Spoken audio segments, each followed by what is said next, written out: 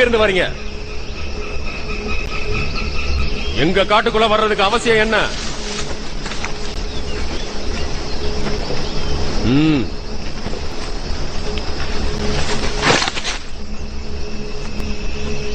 இந்த மீனை எங்க இருந்து புடிச்சு வரீங்க?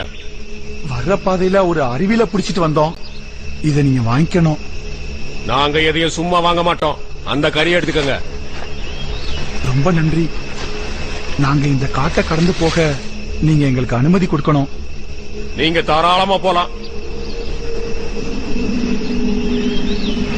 கடந்து போகும்போது எந்த பிரச்சனையும் வரக்கூடாது.